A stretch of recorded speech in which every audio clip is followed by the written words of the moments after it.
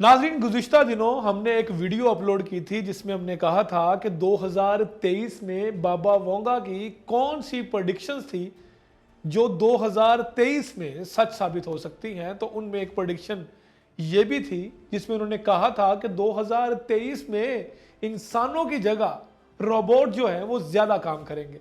और इसी के रिलेटेड नया साल शुरू होते ही एक हैरत अंगेज़ और अजीबो गरीब खबर भी आ गई है, और वो खबर ये है कि अब अदालत में वकील जो है वो जज के सामने बहस नहीं करेंगे, बल्कि रोबोट जो है वो जज के सामने बहस व मुबाहिसा करेंगे और वो जज के सामने अपना मुद्दा रखेंगे और अपने क्लाइंट को बरी करवाने के लिए, उस जुर्म से रिहाई दिलवाने के लिए रोबोट जो है वो जज के सामने बहस व मुबाहिसा करेंगे।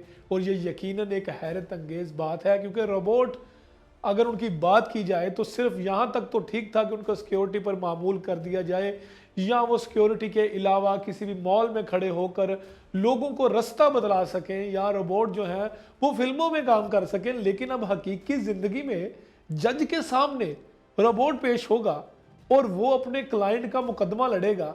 आपको यकीनन हैरत होती होगी, लेकिन ये एक हकीकत है। आइए आपको बताते हैं इस रिपोर्ट में।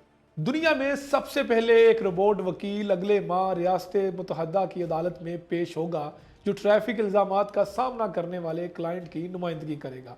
Artificial intelligence AI tool text और आवाज़ की शनाख्त को कानून साजी और कानूनी नज़रिए पर मुश्तमिल डाटा सेट के साथ मिलाने के लिए मशीन लर्निंग का इस्तेमाल करता है। असल वक्त में ये फिर मौक्कल के लिए कानूनी मशवरा तैयार करता है। इस सॉफ्टवेयर के पीछे अमेरिका में कायम फर्म डू नॉट पे ने कहा है कि ये क्लाइंट्स को कॉरपोरेशन से लड़ने, ब्यूरोक्रेसी को शिकस्त देने और बटन दबाने पर किसी के खिलाफ भी मुकदमा चलाने में मदद कर सकता है। कंपनी का मिशन खेल के मैदान को बराबर करना और कानूनी मालूमात और खुद मदद को हमेशा के लिए रसाई बनाना है। सार्फिन की पार्किंग टिकटों को मारने, बैंक की फीसों की अपील और रोबर कॉलर्स पर मुकदमा करने जैसे इनके मसाइल को हल करने में मदद करना है। जब डू नॉट पे के बानी जॉश ब्राउड्स 18 साल स्टैनफोर्ड के तालिब इल्म थे, तो उन्होंने कहा कि उसने अपने क्लाइंट्स की 1,90,000 पार्किंग टिकटों को कामयाबी के साथ तनाज़े के लिए टेक्नोलॉजी का इस्तेमाल किया। 8 साल बाद डू नॉट पे का रोबोट वकील अदालत में अपने पहले मौक्कल को मशवरा देने के लिए तैयार है। यह प्रोग्राम अदालत से खिताब नहीं करेगा, लेकिन स्मार्टफोन पर चलेगा और जज और इस तकासा को सुनकर और मुद्दा अहलिया को मशवरा देगा कि कान के टुकड़े के जरिए जवाब कैसे दिया जाए। यह यकीनन हैरत अंगेज होगा, लेकिन यह हैरत अंगेज नहीं भी होगा, क्योंकि अब टेक्नोलॉजी का दौर है, जिद्दत का दौर है, और रोबोट जो है वो जज के सामने कौन से दलाइल पेश करेगा, ये हैरत अंगेज बात होगी। क्योंकि पार्किंग के ऊपर या गलत पार्किंग के ऊपर जिसमें चालान होते हैं और जज के सामने मुलजिम को पेश किया जाता है, उसमें अमूमन वकील को ज़्यादा मेहनत नहीं करना पड़ती।